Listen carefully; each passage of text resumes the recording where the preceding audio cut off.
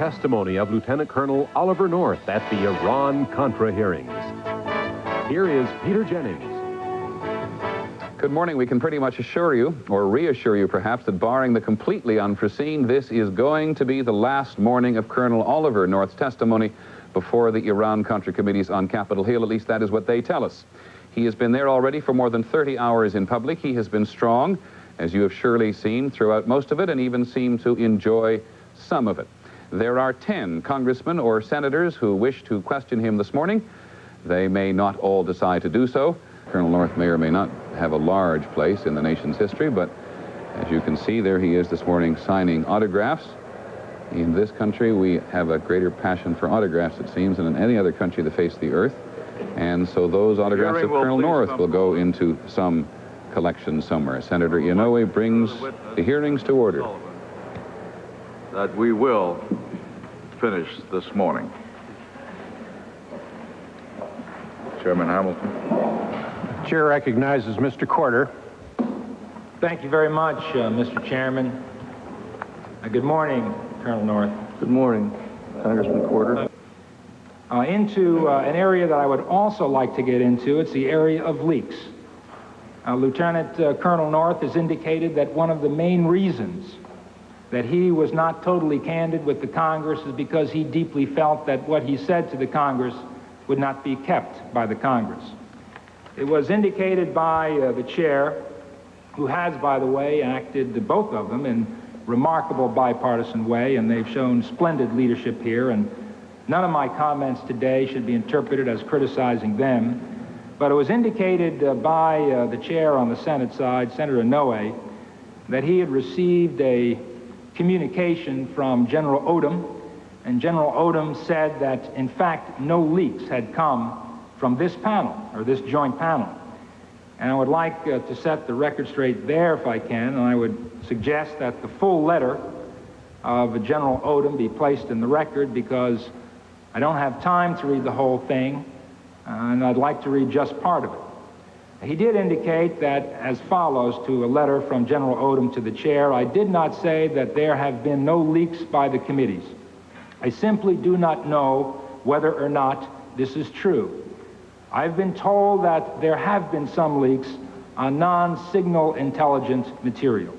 He ends by saying, I do not, however, believe that you have accurately conveyed in your public references to me what I actually said about these leaks. It's my feeling and my judgment that this Congress and this committee has leaked important information. And I think, therefore, sometimes the reluctance of people like Colonel Oliver North to tell us what they know is understandable. Because my name has been mentioned, and I'll give you extra time. This is a letter from General Odom. He says, Dear Mr. Chairman, I want to express my gratitude for the painstaking care taken by your committee to protect the uniquely sensitive material provided to you by this agency. I particularly appreciated your staff's excellent cooperation in agreeing to view our material here at Fort Meade and not to reproduce these documents for storage elsewhere, as well as their sensitivity in handling our communication security equipment during early sessions of the hearings. Please proceed, sir. I thank the chair. Going on, I notice also that sometimes leaks would deter the willingness of people like yourself, Lieutenant Colonel, from notifying the Congress on things, and I indicated that I was sensitive to that concern, because I believe that this body, as well as across Pennsylvania Avenue, leaks occur. But it is quite remarkable that sometimes policy changes can be affected by the mere threat of leaks. And what I'd like to do is just mention an article that was written in the New Republic by Britt Hume, and it indicated on page 20 that Biden, I think we all know who that refers to, says he twice threatened to go public with covert actions plans by the Reagan administration that were harebrained, and thereby halted them. So it's not only the leaking of classified information that causes the problem. It is obvious that we've reached the stage here where individual members of the Senate and the House of Representatives have threatened to go public, and thereby frustrating covert activities. And I'd like now to ask Lieutenant Colonel North a question, if I may. You indicated in your testimony that's now spanned 6 days and will go on to the 7th day that you were concerned about leaks. It was indicated to you that no leaks had occurred here, and I would like to ask you whether you can give us any statements that would indicate to us that you were correct, that some leaks with regard to covert activities did take place in the past, and I'd like you to be as specific as you could. What I have in reference, probably you may know, has to do with the Achille Lauro affair as well as the raid on Libya. If you could address those two situations, I'd appreciate it, Colonel North. There were revelations immediately after the Achille Lauro capture of the terrorists that very seriously compromised our intelligence activities, which allowed us to conduct the activity itself. The operation could not have been done without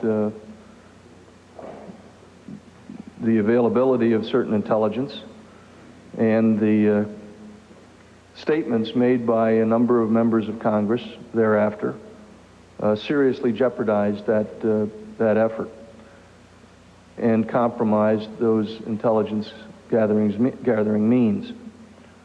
And I don't think we need to speak in further detail about that, but that is precisely the kind of thing we were talking about.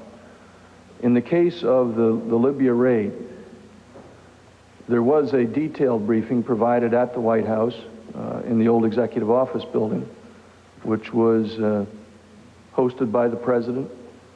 The members of the Cabinet were there that were part of the National Security Council and the National Security Planning Group. The President, several times in the course of that briefing on what we were planning to do that evening, noted the sensitivity and the fact that the lives of Americans were at risk. Nonetheless, when the briefing concluded at about 5 or 5:30, 2 members of Congress proceeded immediately to waiting microphones and noted that the President was going to make a heretofore unannounced address to the nation on Libya. I would tell you that the volume of fire over the Libyan capital was immense that evening. 2 American airmen died as a consequence of that anti-aircraft fire, as best we can determine. And I will also tell you that in my military experience, nobody keeps that volume of ammunition sitting around in their guns. They need a half hour, an hour to break it out, get it ready. And any one of the magazine photographs that you look at shows, or the gun camera films themselves, show an enormous volume of fire that would indicate that while we may have had tactical surprise, strategic surprise was probably sacrificed by the comments made about the fact that the President was going to address the nation that evening on the issue of Libya.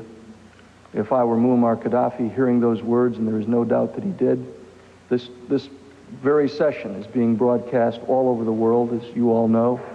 The words that I'm saying are instantly available in Moscow. The same thing happens on all of our network news. Those kinds of things alert our adversaries. Thank you, Colonel North. Colonel North, some days ago, you were asked a question with regard to the need of presidential concern about leaks, the right of the President to withhold temporarily information from the Congress of the United States. And you had before you a decision, Curtis Wright. It was a decision of the United States Supreme Court. And what I would like to do is to give you you were asked at that particular time about it. You were about to read parts of that decision, and unfortunately were not permitted to read the parts of the decision that you wanted to. And if you have it before you today, I don't know if you do, I have a copy here, but if you do, I'd like to provide you the opportunity to read that which you did not have the opportunity a few days ago. Yes, Senator I Mitchell. recognize. I merely want to make one correction. I don't believe the mic is on. Oh, well, the note says it's on all the time. But, you mean I've been at the wrong time it's on. Keeping quiet all these weeks, and I didn't have to do so? I merely want to correct what I'm certain was an inadvertent statement by Representative Porter. The reference was made during my questioning. I did not ask Colonel North about the Curtis Wright case. He raised it on his own, and I then commented on it. We didn't get into it. I'm sure the Congressman did not mean to state otherwise, and I believe the Colonel will recall that himself. Precisely. Right. I thank the Senator if thank you, Mr. the Colonel could proceed. My intention was to simply read an extract from the opinion of the court and then a quote contained in that opinion from an earlier president, and it's relatively brief. He, and this refers to the president, has his confidential sources of information. He has his agents in the form of diplomatic, consular, and other officials. Secrecy and respect of information gathered by them may be highly necessary, and the premature disclosure of it productive of harmful results. Indeed, so clearly is this true that the first president refused to accede to a request to lay before the House of Representatives the instructions, correspondence, and documents relating to the negotiation of the Jay Treaty, a refusal, the wisdom of which was recognized by the House itself and has never since been doubted. In his reply to the request, President Washington said, quote, "The nature of foreign negotiations requires caution, and their success must often depend on secrecy, and even when brought to a conclusion, a full disclosure of all of the measures, demands, or eventual concessions which may have been proposed or contemplated would be extremely impolitic, for this might have a pernicious influence on future negotiations or produce immediate inconveniences, perhaps danger and mischief in relation to other powers. The necessity of such caution and secrecy was one cogent reason for vesting the power of making treaties, etc., with the President." That is a quote from President Washington contained within the opinion of the court in U.S. v. Curtis Wright, and my purpose for trying to raise that as early as 1985 was that the President does indeed have, as has long been respected by the courts and by the Congress itself, the authority to withhold certain information from the Congress in the area of foreign policy. I thank you, Mr. Chairman. I see that my red light is on, and For additional 2 minutes, sir. I thank the chair very much. Colonel North,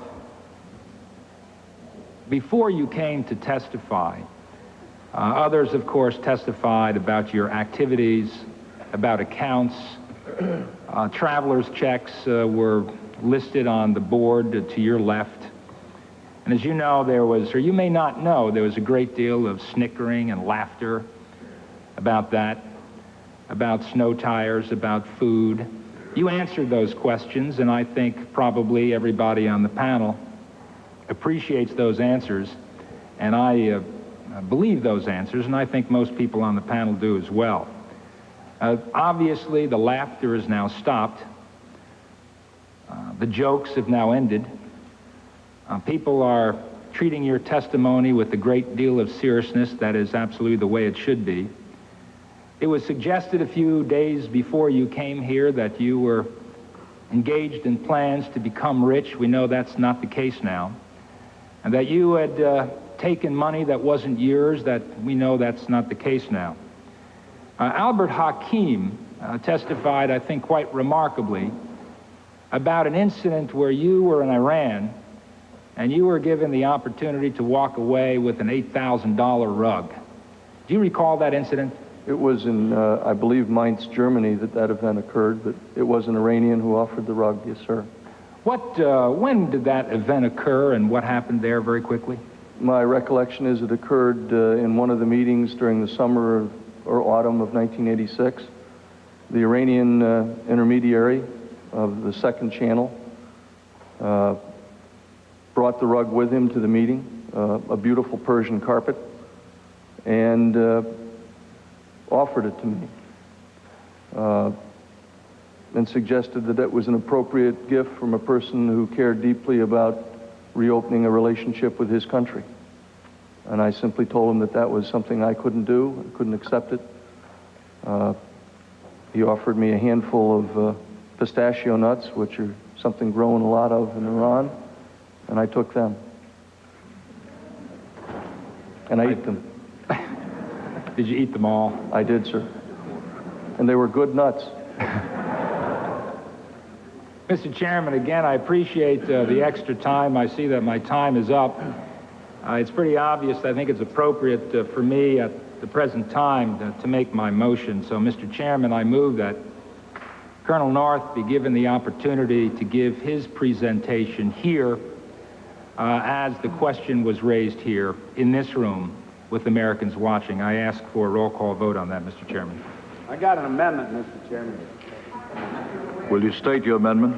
Let's have Spitz Channel and Rich Miller and all the rest tell us the other side of the story. What Congressman Before we... Corder is referring to is the slideshow which Colonel North has given to a number of individual and wealthy Americans Before we proceed, as part of, as he acknowledged yesterday, the panel effort to raise funds for the countries.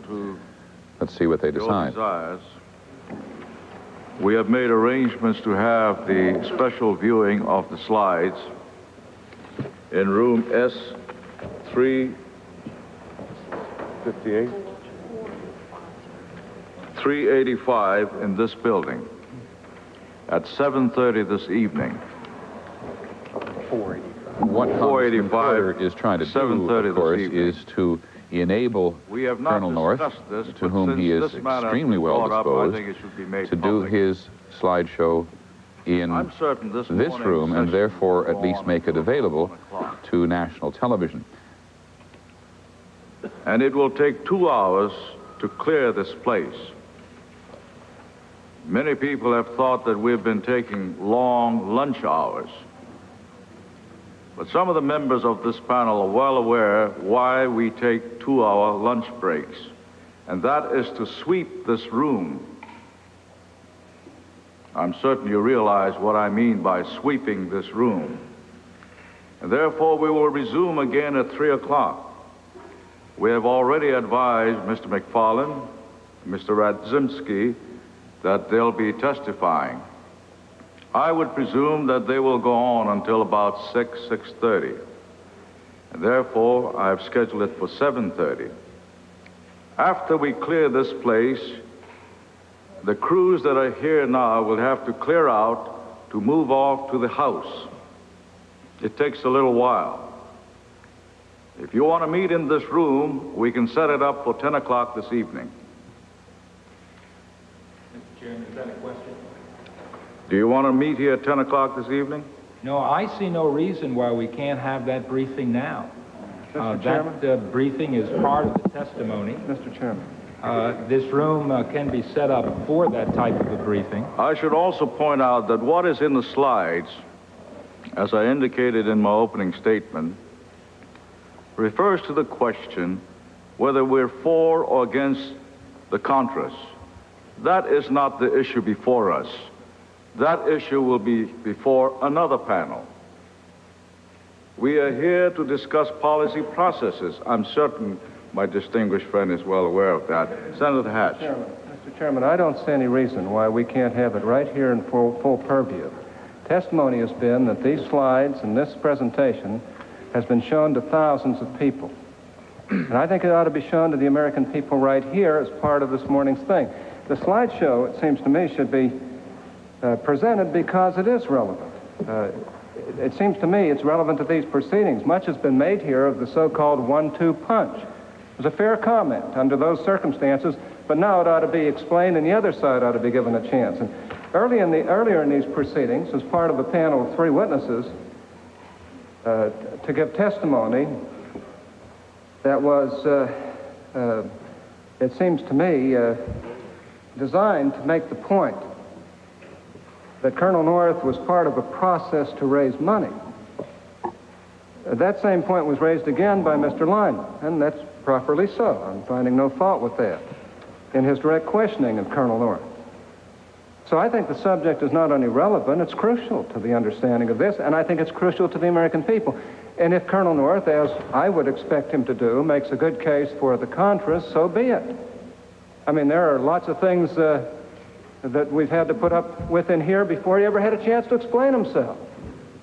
And now he's had a chance, and people don't seem to, I'm not saying on the panel, but people don't seem to like that, except the American people. The American people like it. They like what they've heard in many respects. Now, I think we ought to see the presentation. We ought to see it in this room. We ought to see it this morning. He ought to be given an opportunity to express it, rightly or wrongly. There may be people who, as a result of that expression and seeing that, will disagree with Colonel North. There may be many people who agree with him.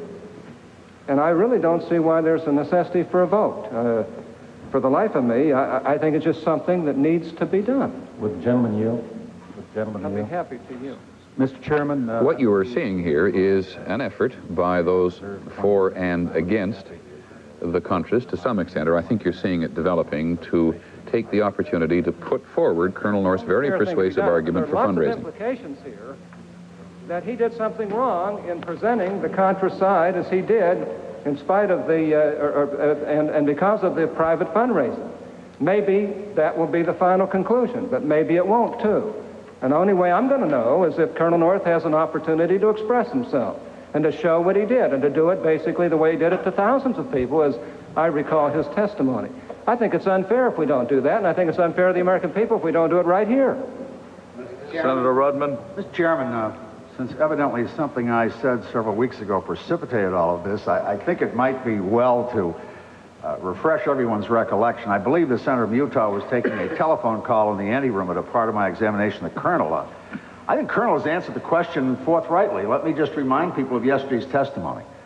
I asked the Colonel, first I stipulated he had never raised money, had never asked for money, had never gone out and said, I want money. In fact, quite the contrary. In fact, Senator Hatch, you might be interested to know that I amended my 1-2 punch to say that I only thought that the one punch was necessary, judging the Colonel's fervor. Secondly, in response to a question about the Garwood incidents, the Colonel was very direct in his answer to me, and I think we all heard it. It needs no repeating. And that was not a question that had any legal significance. It was to describe broadly what happened. Now, as my friend from Utah and my friend from New Jersey know, I'm with them on voting, supporting the Contras, although many disagree with that. But quite frankly, let's face it, what's going on here is an attempt to further that cause in this hearing, and in some ways I think that would be a good idea, but in other ways, we have managed to get through to the last 2 weeks of these hearings to discuss the important policy issues. I'm sure Mr. Sullivan would like to take his client out of here. I'm sure that Mr. Sullivan has a lot of potted plants in his office he'd like to water this noon. And you know, I'm going to vote against this because I want this committee to stick to its business. The Colonel answered the question precisely. The original reason for asking him to show that was to prove that he didn't raise money. We've stipulated he didn't raise money.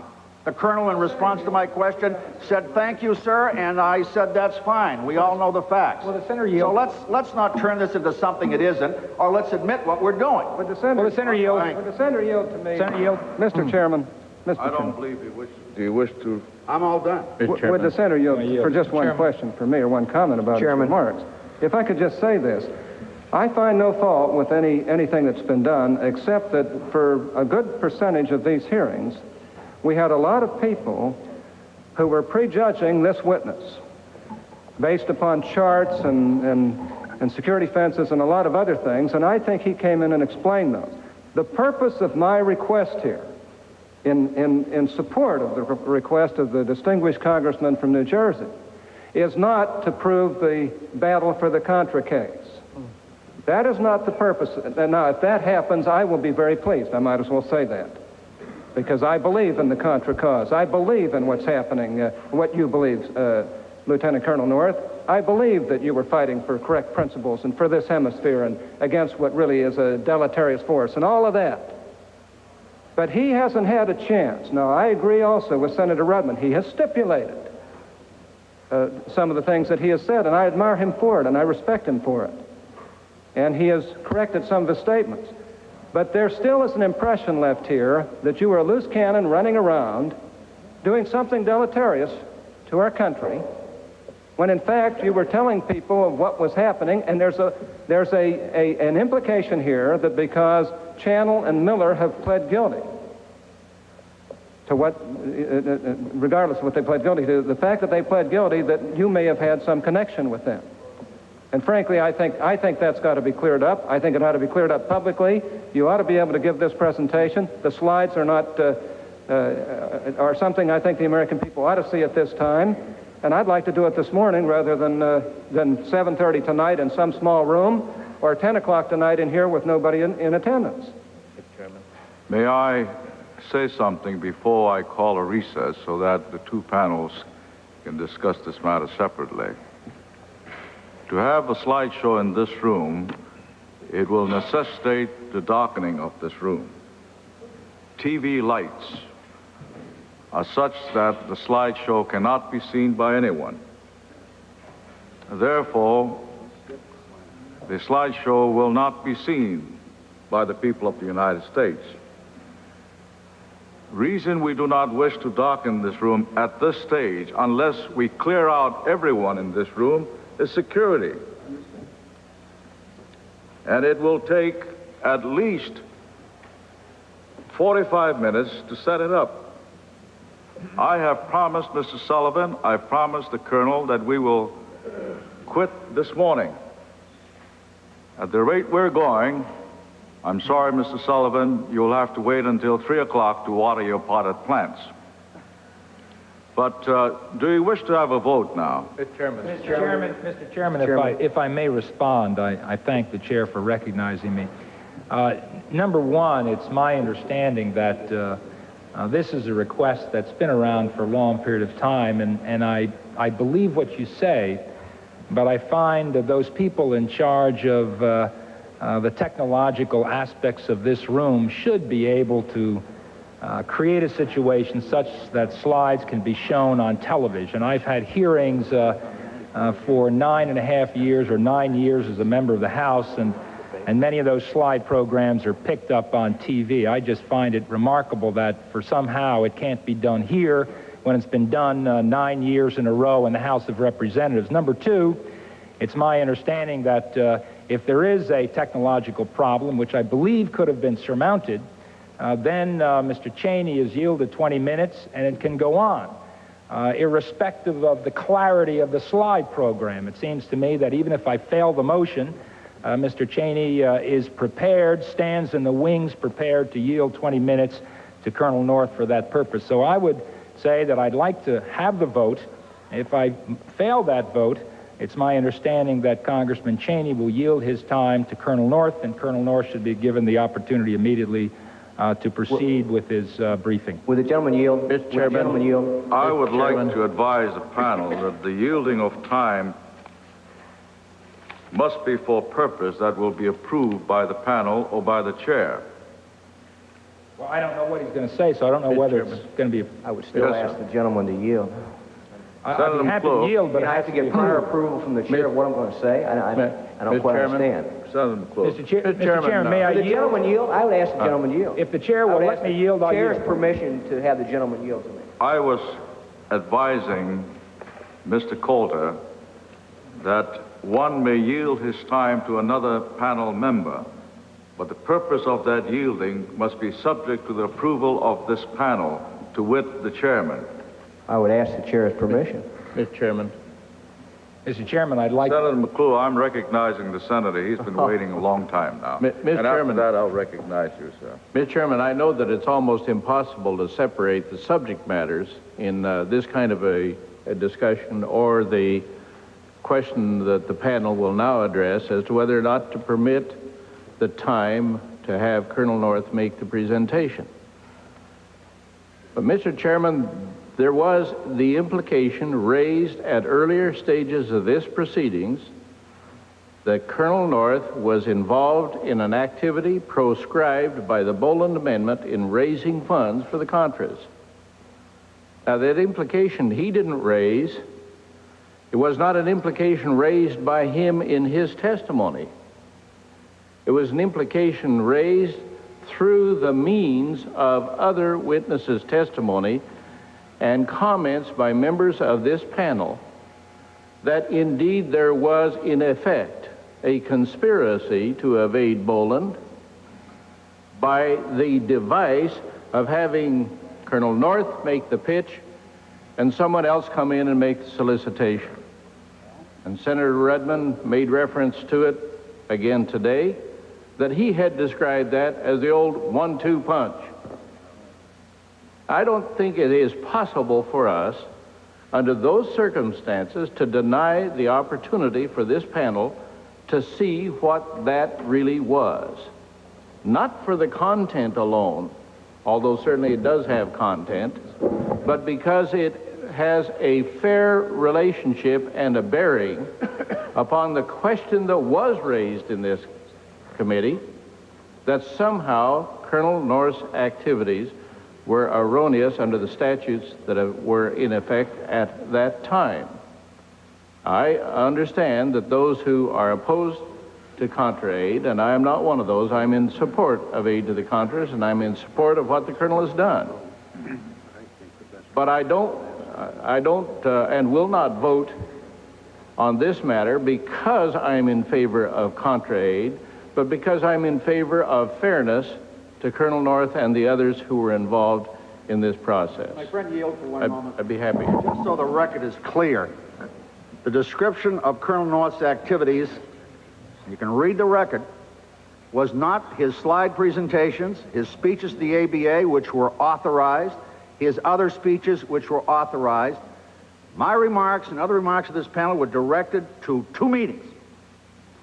With Mrs. Garwood at the Hay Adams Hotel, with Mrs. Garwood in Houston, Texas. The Colonel and I discussed that yesterday. I think we had a meeting of the minds on that issue. So that is not what the description was. I think we all understand that the Colonel had every right to give those speeches, those slide presentations, because he testified yesterday they were authorized by his superiors, and we know that to be true. Well, we are talking about 2 isolated incidents, so let's not confuse the issue. I am not at all confused about what the issue is, Senator Rudman, although you may attempt to do that. The fact of the matter is that there were questions raised about the activity in the presentations made by Colonel North. And this presentation is essential to that, in my judgment. As I started to say a moment ago, this panel certainly has the right to make the determination as to whether or not he will be heard. He will be permitted to make that presentation, which I think is essential from his standpoint and essential from my view as to whether or not the story has been fully and fairly told. If the panel votes not to do so, I recognize that the majority rules. And I will certainly abide by the wishes of the majority as though I had any other choice. Mr. McCollum. But I will certainly, I do want the panel to understand why I will vote in favor of the motion that the gentleman from New Jersey has made. Mr. McCollum. Thank you very much, Mr. Chairman. I think the issue on the vote as to what time of day we have this presentation is the essence of the question of what is fair to Colonel North and what is fair in the sense of what the American public views it. We've had a lot of discussions, not in this panel so much, but in the media and amongst the public over the last few days of Colonel North's testimony about whether we've been fair to him or not. I don't impugn the motives of anyone on the committee or the leadership, but the impression is out there among many people in the public that this committee has not been fair. And it seems to me that if we're going to relegate this slide presentation to 7:30 tonight, the night of the All-Star baseball game on television, if we're going to put him in the back burner like that so that he cannot have an opportunity to give this presentation that we, I think, all have now agreed he should be allowed to give so the American public can see it, and I agree with Congressman Corder technically whether we could shine it here with the lights in the right way for the TV media or not. They certainly can put these slides, and duplicates could quickly be made to give them. They can put them on television if they want. If we're going to shun him and his opportunity away like that, we're going to be unfair to him. And in addition to that, I have not been a party to it, and I'm sure better wisdom perhaps than mine prevail, but we are bringing forward this afternoon, presumably, or shortly after Colonel North leaves, Mr. McFarland for a period of testimony, presumably in rebuttal to what Colonel North's going to say or has already said. And it seems to me that that also will tend to be an appearance of unfairness unless we give Colonel North an opportunity to parade back up here again and rebut whatever Mr. McFarland says. So in the context of all of this, I think it's important for the integrity of this process that we allow the presentation of these slides at a reasonable hour during the testimony of Colonel North, during the daytime, and not put it somewhere back against the All-Star game tonight or in some dark corner and some abyss where the American public will never actually see or appreciate the delivery, the style, the nature of the presentation, and always wonder about it. Thank you, Mr. Chairman. Actually, Congressman McCollum, if he knew something about television, would understand there'd be a bigger audience around the All-Star game probably than he has now. Offered, because really it's the best evidence of what Colonel North's intent was. It is the best evidence of what actually happened. There have been allegations, maybe not on this committee, but there have been allegations that there was something wrong with what Colonel North was doing, that he was directly involved in solicitation. The best evidence of whether he was or was not is the actual presentation itself, a presentation that he, my understanding, gave to over 100 groups. Only a few of those actually had to do with fundraising, but that's the best evidence. I would also add, Mr. Chairman, the intense interest of the American people in this presentation. I was home in Ohio for the weekend for 2 days, and I can't tell you how many people came up to me, not only expressing interest in these hearings, but who specifically said, I want to hear that presentation. I even had a call yesterday back to my office, and someone said, I want the congressman to yield his 15 minutes of time. If you can't get any other way, have DeWine yield that 15 minutes of time. So there is an interest in this, and I think I agree with Bill McCollum. We have an obligation to put this on in the normal sequence of events and not pick a time at night when the All-Star game is going on or we're going up against Jeopardy or something else. It ought to be in the normal procedure. And I think it's unfair not to have it in the normal procedure. Thank you. Senator Cohen. Mr. Chairman, I just have a question. Before you proceed, I would like to advise the panel that a vote is in progress, and I believe we just have about 3 minutes to report to the Senate. So please proceed, sir. I have about a 30-second question, Mr. Chairman. Yeah. Is it the presentation or the circumstances under which the presentation was given at any particular time that's in question? If it's the presentation per se, then we should have the slideshow alone. But if it's the circumstances under which the presentation was given, it seems to me that we would have to consider calling the second punch, as Senator Rudman has talked about, and that would be under what circumstances followed the presentation, what was the relationship. So I'm perfectly prepared to have a presentation, but I think it has to be placed within the context under which it was given, if that's to present a fair picture of what took place in those given times. Would the senator yield for the moment? I'm certain you recall my statement at the time this matter was brought up, that in order to provide the appropriate aura and the flavor of that moment, we would have to call in Mr. Channel and Mr. Miller. And arrangements have been made to call upon Mr. Channel and Mr. Miller and Mrs. Garwood, I believe it is, so that we will have a full picture. Would the senator yield on that point?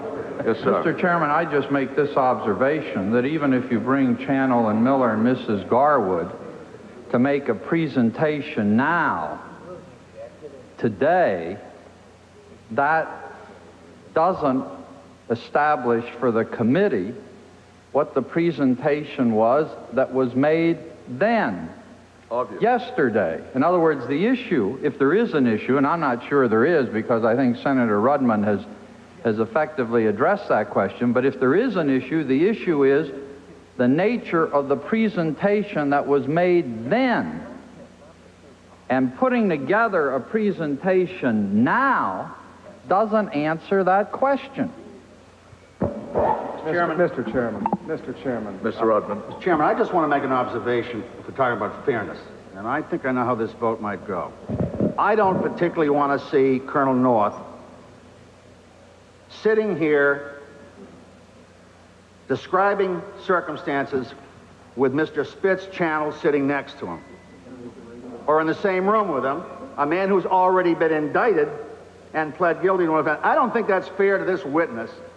And so if the only way we're going to settle this thing is to have it that way, then I think we ought to think long and hard, talking about fairness, to associate the colonel with a man that's already been found guilty.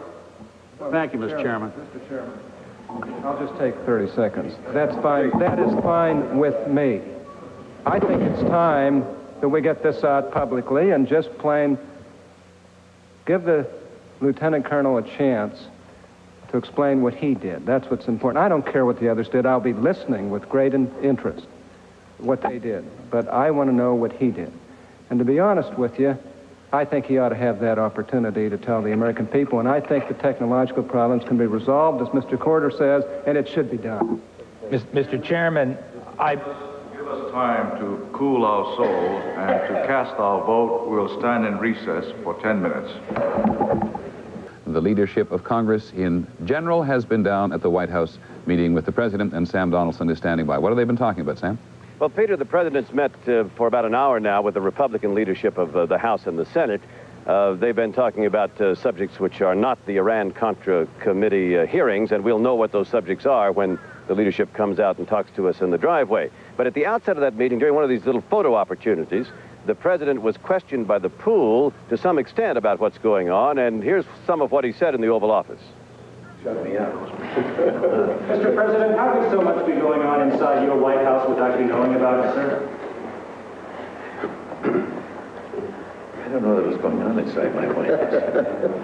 Mr. President, as a result, on several thousand miles away. As a result of the testimony by Colonel North, you plan to ask for a much larger fund to aid the Contras this year, and you think the prospects are better?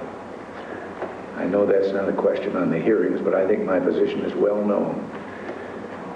A disinformation campaign from the Sandinista government has kept the American people from knowing a lot of the truth about that situation down there.